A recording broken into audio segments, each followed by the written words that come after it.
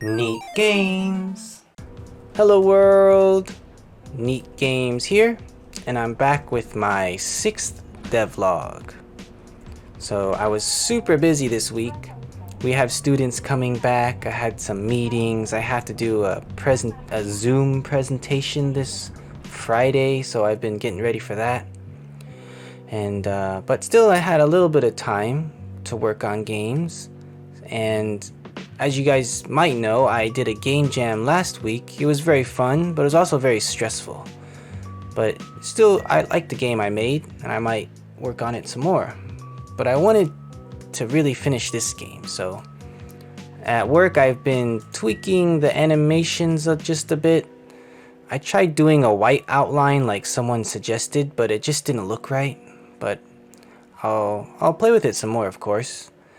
And I was playing through my game at work and I wanted to spice up a level, because I have this level here. I'll give it a play real quick, and it introduces this spitting hazard. I introduced this guy before in a previous level, but he has a cool little sound effect. Don't know if you can hear it through the music, might need to adjust that, but yeah, it introduces this spitting guy. Oops, I can't even get past it. Ooh, go. You have to jump and then go, and then go. Grab that. Oh, got hit. Avoid the speed guy. There he goes. Oops. Oh gosh. Boing. But yeah, that's this level. And as I was playing, I played level, I believe 18. Yeah, this is level. And it was pretty similar to that one. Nothing too new. I basically just mixed a bunch of previous things. This is kind of a new enemy. He patrols and shoots. Patrols and shoots. But I pretty much just mixed stuff up. But I wanted to spice it up, so I added these seeds here. And they're actually exploding seeds. And I was kind of happy with how I made them. So here's how they look. If you get to a certain distance, they fall and they go boom. So you have to like avoid them. They don't have colliders, because I found if they had colliders, it was like nearly impossible.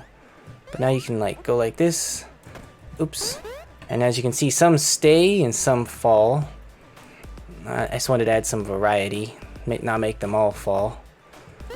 And then yeah, so I added that cool little exploding seed, and I was pretty happy with it. And how I did it was I took basically previous code and mashed a bunch of them together. So this is the falling one, right?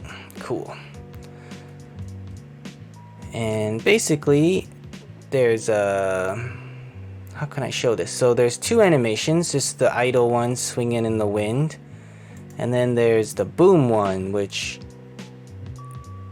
and then this is when it deletes itself, and it goes boom, and it instantiates the explosion. And then also, if you look down here, the gravity turns on. So prior, the gravity was 0, and I found 0.8 was a pretty good fall speed. Full gravity was a little too fast. So that's how I figured I'd do this cool falling kind of bomb. So I made this time bomb script. I called it time bomb so I could maybe use it for other things. And I took my broken jar script, and it instantiates broken pieces randomly. And I also took the enemy script where it does the distance to player and then something happens. I just took out the enemy code and put in an animation trigger. Just call it activated. And then it calls this function in the animation you saw at the end, and it instantiates the explosion and also the random pieces. So yeah, it was kind of cool. I mashed these codes together and made this cool little bomb. And I plan on using this same code in the mushroom levels with falling stalactites or stalagmites. Which one is it? Stalactite. I can't remember.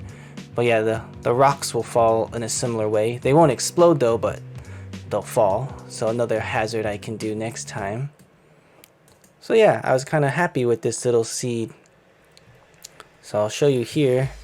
They fall and it makes random broken pieces. And I learned that with the same code where I make the jars. Is there any jars in this level? Oh, I need to put some jars in this level. The jars sometimes have hearts. But basically those broken pieces are just prefabs of sprites with some gravity on them. So, and then they fall. And then they destroy you after a while. But yeah, I like the look of these. It's kind of fun just to run through. I'm not quite sure what the first time player experience will be, because I know what to do. Boom, boom, get the gem. Don't worry about them. And then yeah, that was a good run. And this guy's the new X shooting enemy. I think I showed him before. I forget. An acid bubble jump. So yeah, this level's kind of cool now. It's got lots of different stuff. And my guy's animation's a little different. Tried to smooth them out. And yeah, I like my kitty. Looks like my real life kitty. And yeah, so I was really happy with that hazard I thought up. And I spiced up this level. And then in the comments, someone told me when I was showing off my, what was it? Oh, my like plant code where it has the collider and when it triggers it shakes and I instantiated sound. Someone commented, hey, why don't you use an audio manager? And I was like, yeah, I'll do that. And then I thought about it. I was like, I've heard of that before. I've heard of the audio manager. And I actually even had it up here, but it didn't really do anything because the tutorial, well, several tutorials, but one of the tutorials I used to learn how to make this had an audio manager section, and I kind of skipped it because I said I know how to do sound, it's easy. I had a few scripts to like make random sound and I just instantiated them, or I put the sound with the bullet, like when the bullet instantiated, the sound played on awake, you know, just putting it in the prefab. So that's how I assumed you did sound. But I went back and watched this audio manager section, and they mentioned how a lot of games do it with this style.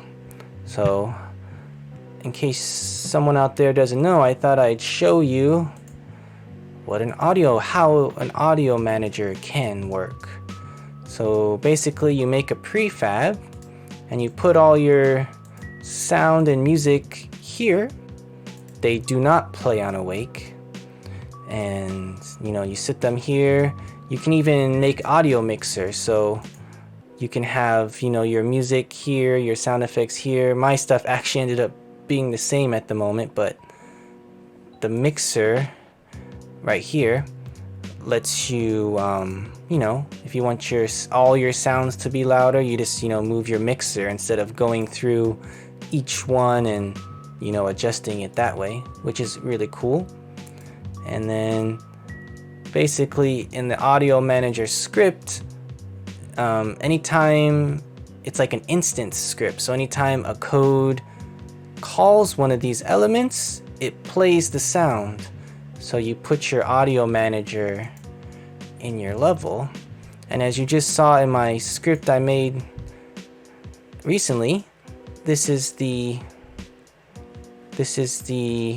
play audio. So when it goes boom, it plays audio manager.instance play sfx3, and this is instance play sfx18. So I guess it's a more efficient way of calling audio. And then if you look back in here, number 3 is enemy explode. So I used the enemy exploding sound for now for the bomb exploding. And then what was the other one? I can't even remember now. number 18 is the snapper plant. So this little sound that these make is also the sound when this initially falls. So if you look back here at the seed, this is the falling one, yep. So here's the idle, there's no sound, and here if you go boom, this one right here is the play audio. So here in the animation, it's calling this function right here. So right when this animation is triggered, it makes that sound. If I can find or make a better sound where, like, I don't know, like maybe a cracking sound might be good. At the moment, it's just like a little boopy sound. But yeah, it's a really cool way of doing sound, and I'm glad that person mentioned it because it made me look into it. Because prior, I ignored it because I had hubris and I assumed I already knew. But you can always learn new things, of course. So yeah, I just wanted to show off those two things, and I'll get back to working on this game more diligently. Unfortunately, I can't use Trello at my work because they block it. Elementary schools block many websites. I don't know why they block Trello. It's weird. Can we hear that sound? Yeah, you hear it's like boop. It might not, whoops, it might not come through on the video. But yeah, it's fun working on this game. I'm glad to be back, and I'll keep chugging on it. As I've mentioned, I want this to be my first Steam game, which is a really cool thought. And if you guys have any more comments or suggestions for enemies or hazards, please let me know below. It's awesome getting some other ideas. I plan on having like a pine tree level that's more like maybe up in a mountain. I plan on having a volcano level. I plan on having like an evil cave level. You guys have seen my purple mushroom level. And I plan on having a volcano level, if I didn't say that already. So yeah, if you guys have any cool ideas for those, let me know. And I think that's all for this devlog, and I'll try to be more productive, as I said. I'll try to set a schedule. Even though I can't use Trello, I'll try to put at least 30 minutes to an hour every day. And hopefully next week I'm not so busy. And I'll keep recording my Terraria and Stardew Valley, because honestly they're quite easy. I can just take an hour, you know, record a quick episode, edit it at work a little bit if I have to. But yeah, YouTube has been super fun, and thanks everyone who's been subscribing and all that. It's really cool, and I'll see you in the next one. Bye bye.